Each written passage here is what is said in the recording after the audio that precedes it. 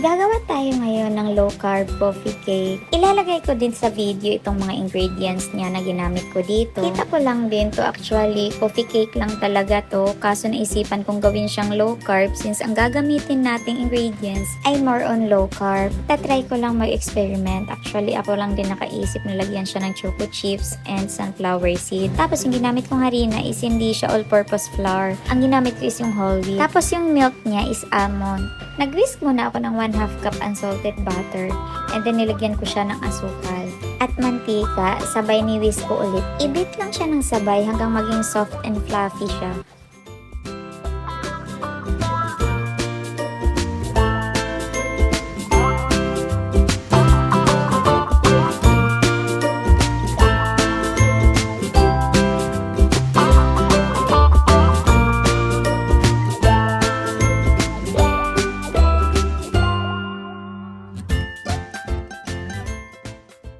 Pag nag-soft na siya, ilalagay natin yan yung isang itlog. Hindi ko pinagsabay yung dalawang itlog i-beat para may mix lang siya ng maayos. Kaya isa-isa ko lang muna siyang nilalagay.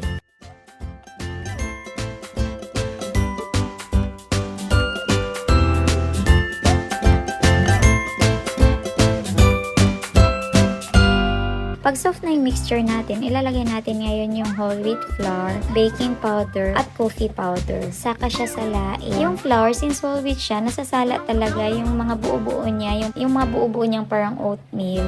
Pero hindi ko na talaga siya sinasama para hindi siya gaanong magaspang mamaya. Actually mga mamshi, yung output nito is hindi siya same dun sa nakita kong video.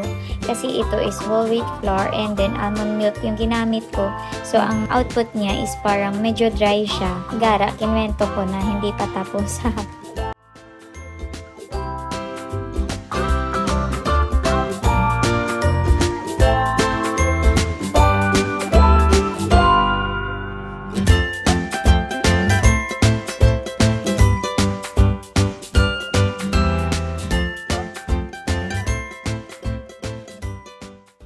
Na-mix na siya ng maigi. Ayan, ilalagay ko na yung choco droplets niya at sunflower seed. Saka ko siya hahaluin.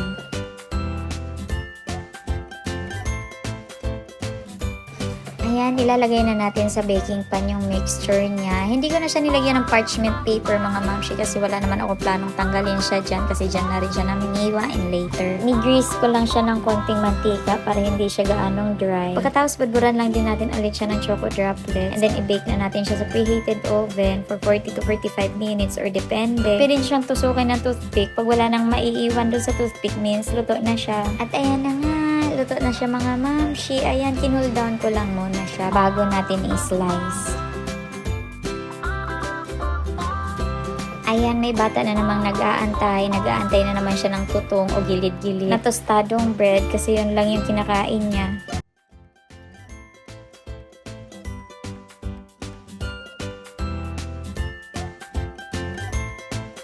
So, ito yung texture mga mamshi ng wheat flour and almond milk na pinaghalo. Medyo dry siya tingnan, pero pagdating sa lasa is masarap naman siya mga mamshi. Walang dudang masarap siya. Kagabi ko lang to ginawa bago mag-midnight and then parang kumain lang ako ng 2 hiwa. Tapos kanina pagkagising ko, ipaubos na lang, 2 hiwa na lang ang tinira nila sa akin. Nagtira pa. At ayan nga yung anak ko, nakaantabay na naman at puro yung kinakain niya mga mamshi is puro tutong lang talaga o gilid-gilid. Ewan ko ba dito? Siguro lulutuan ko na lang to ng puro sunog. Pwede nyo rin to gawin mga mamshi kung nag-crave kayo ng coffee cake at medyo nag-guilty kayo kasi diet kayo. Ito pwede nyo papakin to kasi konti lang calories nito. Salamat po ulit sa panonood nyo. Bye bye!